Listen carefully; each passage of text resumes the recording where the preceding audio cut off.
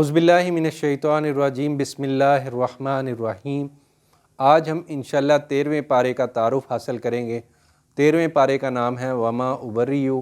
اور یہ سورہ یوسف سے سٹارٹ ہوتا ہے۔ سورہ یوسف پچھلے پارے میں بھی چل رہی تھی اور اس کی کنٹینیوٹی اسی پارے میں بھی چلے گی۔ اس کے بعد سورہ رعد ہے جس کا مطلب ہے ایک کڑک، ایک تھنڈر سٹارم، یعنی کہ ایک طوفان کا آ جانا، الرعد۔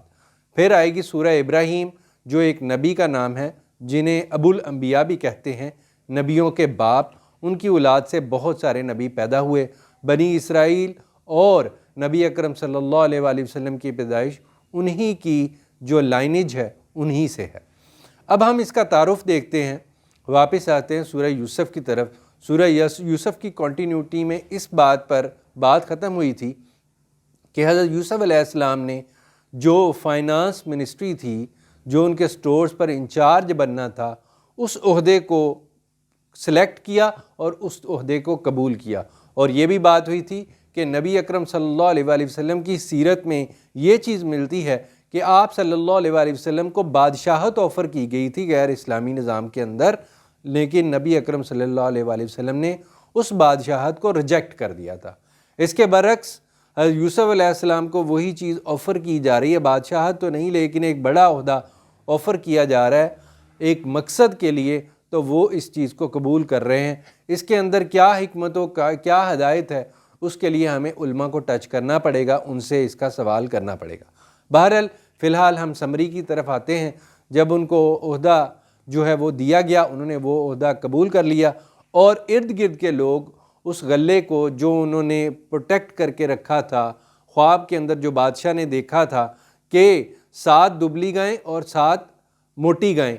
اور دبلی گائیں موٹی گائیں کو کھا رہی ہیں، تو انہوں نے یہ اس خواب کی تعبیر بتائی کہ 7 سال خوشحالی آئے گی، پھر 7 سال تنگی آئے گی، فاقے آئیں گے۔ تو انہوں نے یہ آفر کی کہ مجھے جو فائنانس منسٹری ہے، سٹور کا انچارج ہے، وہ بنا دیا جائے۔ I will manage all these things۔ تو انہوں نے وہ چیزیں مینج کیں اس غلے کو، اور ارد گرد کے لوگ غلہ پرچیز کرنے آتے تھے کیونکہ قحط سالی تھی۔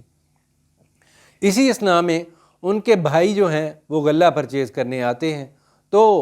وہ پہچان لیتے ہیں یہ میرے بھائی ہیں، اور ان کو غلہ بھی واپس کر دیتے ہیں، اور ساتھ میں ان کے عوض جو چیزیں لی ہوتی ہیں وہ بھی ان کے مال کے اندر چھپا دیتے ہیں۔ جب وہ گھر جا کے کھولتے ہیں تو ان کو بڑی خوشی ہوتی ہے، اور وہ اپنے والد صاحب کو بتاتے ہیں کہ وہاں پر جو مقرر آفیسر تھا وہ بہت زیادہ نرم دل تھا، ہمیں بہت اچھے انداز سے پیش آیا ہے، لیکن یہ غلہ جو ہم لے کے آئے ہیں، انہوں نے کہا جو نیکسٹ ٹائم آنا تو اپنے چھوٹے بھائی بنیامین، جن کو انگلش میں بینجمن کہیں گے، ان کو بھی ساتھ میں لے کے آنا، پھر تمہیں غلہ دیا جائے گا۔ تو ان کے والد صاحب نے پریشانی کا اظہار کیا، لیکن چونکہ میٹر غلے کا تھا تو انہوں نے چاروں ناچار اس کو بھی جانے کی اجازت دے دی۔ اور وہ جب وہاں پر پہنچے تو یوسف علیہ السلام نے اپنے بھائی کو پہچان لیا، اور ایک طرف کو سیکرٹلی جا کے اس کو کہا آئی ایم یور بردر یوسف، میں تمہارا بھائی یوسف ہوں۔ تو انہوں نے پہچان لیا، اور پھر ایک اور جو چال چلی، وہ چال کیا تھی کہ ان کو پروٹیکشن دینے کے لیے بادشاہ کے قانون سے ہٹ کر، جس کو دین الملک کہا گیا ہے، اس دین سے ہٹ کر ان کا مال چھپا کر ان کو اپنے پاس پروٹیکٹ کر لیا، اور پھر اپنے بھائیوں کو یہ کہہ دیا کہ جو شخص چوری کرے گا، جس کے مال سے کچھ ملے گا، ہم اسے ہی رکھیں گے۔ مزید ڈیٹیل کے لیے ایک علیحدہ ویڈیو بنائی جا سکتی ہے۔ اینی ہاؤ واپس اپنے والد صاحب کے پاس پہنچے تو انہوں نے صبر کیا، اور صبر بھی ایسا کہ خوبصورت صبر، اور قرآن مجید اس کو صبر جمیل کا نام دیتا ہے، تو صبر جمیل کیا۔ اور جب وہ نیکسٹ ٹائم آئے ان کو یہ کہا کہ اپنے والدین کو بھی ساتھ میں لے کے آنا۔ والدین پہنچے تو انہوں نے دیکھا کہ والد اور والدہ آپس میں بیٹھے ہوئے ہیں ان کے ساتھ، اور ان کے بھائی ان کے سامنے سرنڈر کر رہے ہیں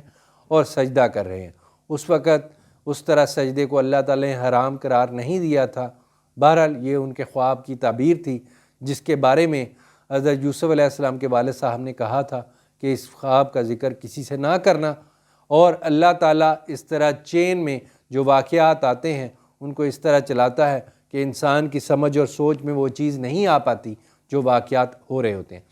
پھر سورہ رعد آتی ہے، ایک تھنڈر جس کا نام سے ہی ظاہر ہے، اور اللہ تعالیٰ نے یہاں پر قرآن مجید کی حقانیت کا ذکر کیا ہے، رسالت کا ذکر کیا ہے، اور نبی اکرم صلی اللہ علیہ وآلہ وسلم کو جو پریشانیاں آئی تھیں، سب سے پہلے ان کے خلاف ایک کمپین کھڑی کر دی گئی، پھر کبھی جادوگر کہا گیا، پھر ان کو تھریٹنڈ کیا گیا، ان کو جو ہے ذہنی تکلیفیں دی گئی، جسمانی تکلیفیں دی گئیں، لیکن نبی اکرم صلی اللہ علیہ وآلہ وسلم اپنے بلیف پر قائم رہے، اور قائم رہنا ہی ایک معجزہ تھا، کیونکہ نبی اکرم صلی اللہ علیہ وسلم کے ساتھ اللہ تعالیٰ کی ڈیوائن کتاب اللہ قرآن مجید موجود تھی، اور آپ اس سے ڈیوائن موٹیویشن لے رہے تھے۔ آج بھی امت کو اس ڈیوائن موٹیویشن پر چلنے کی ضرورت ہے۔ اس کے بعد جو 8 خوبیاں اہل ایمان کی ہیں ان کا ذکر ہوا ہے، اور ساتھ ہی میں اللہ تعالیٰ کی آیات جو جہاں زمین و آسمان میں بکھری ہوئی ہیں، پھل فروٹ اور انسان کے لیے جو بھی اللہ تعالیٰ نے پیدا کیا، ان کا ذکر آیا۔ پھر سورہ ابراہیم آتی ہے۔ سورہ ابراہیم کے اندر بنو ثقیف کی طرف نبی اکرم صلی اللہ علیہ وسلم جب طائف گئے تھے تو ان کو دعوت دی تھی، لیکن اس دعوت کا نتیجہ کیا نکلا کہ آپ صلی اللہ علیہ وآلہ وسلم کو وہاں کے اوباش نوجوانوں کو آپ صلی اللہ علیہ وسلم کے پیچھے لگا دیا گیا، اور آپ صلی اللہ علیہ وآلہ وسلم کو ایسی تکلیف پہنچائی گئی کہ جس کا ذکر نبی اکرم صلی اللہ علیہ وسلم حضرت عائشہ رضی اللہ تعالیٰ عنہا سے کر رہے ہیں کہ وہ میری زندگی کا سب سے مشکل ترین دن تھا۔ لیکن پھر بھی نبی اکرم صلی اللہ علیہ وآلہ وسلم اپنے مشن سے پیچھے نہیں ہوئے، نہ ہی ڈیمورلائز ہوئے، کانفیڈنٹ رہے۔ اللہ تعالیٰ نے اس صورت میں بھی ان کو کانفیڈنٹ رہنے کا ذکر کیا ہے۔ پھر نبیوں کے قصے آئے ہیں، پھر ان قوموں کا ذکر آیا ہے جن قوموں پہ اللہ تعالیٰ نے عذاب عطا فرمایا، کیونکہ جو مکہ والے تھے وہ اپنی سرزمین میں پھرتے رہتے تھے، تجارت ان کا پیشہ تھا،